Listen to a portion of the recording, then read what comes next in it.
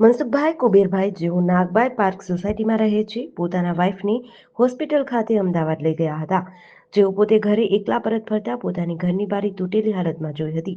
ઘરમાં અલગ અલગ જગ્યાએ તપાસ કરતા ત્રણેય રૂમમાં આવેલ તિજોરીઓ અસ્તવ્યસ્ત અને તૂટેલી હાલતમાં હતી. આ બાબતે લીંબડી પોલીસને જાણ કરતા મનસુખભાઈ જેઓ છેલ્લા 25 વર્ષથી પોતાની આરપીએફ નોકરીમાંથી વયમર્યાદાથી નિવૃત્ત થઈ આશરે છેલ્લા 25 વર્ષથી સિક્યોરિટીનો બિઝનેસ કરે છે, પોતાના ઘરમાંથી આશરે 1 લાખ ઉપરાંતની ચોરી થયાનું જણાવ્યું હતું. આ ભોગ બનનાર દ્વારા જણાવ્યું હતું કે આ બાબતે તત્કાલ લીંબડી પોલીસને જાણ કરતા પોલીસ ઘટના સ્થળે દોડી આવી હતી અને આરોપીઓને પકડવા તપાસ હાથ ધરી હતી. મારું નામ પરમાર મનસુખભાઈ કુબેરભાઈ, ગામ ખંભલા. હું લીંબડીમાં રહું છું અને સીઆરપીએફથી રિટાયર્ડ થયેલો છું.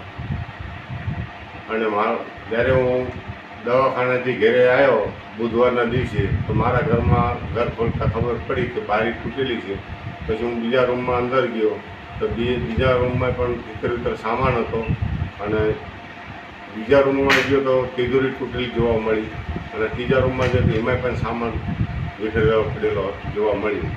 જાણ થતાં જ મેં પોલીસ સ્ટેશન ફોન કર્યો.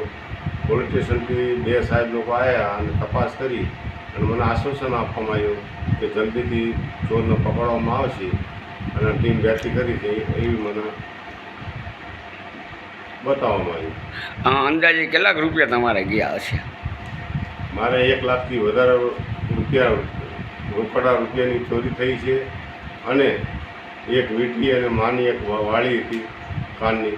આ 2 વસ્તુ સોનાની વસ્તુ ગઈ છે અને મારે ધર્મપત્ની આવે તો પછી મને ખબર. તમારા ધર્મપત્ની ક્યાં છે અત્યારે?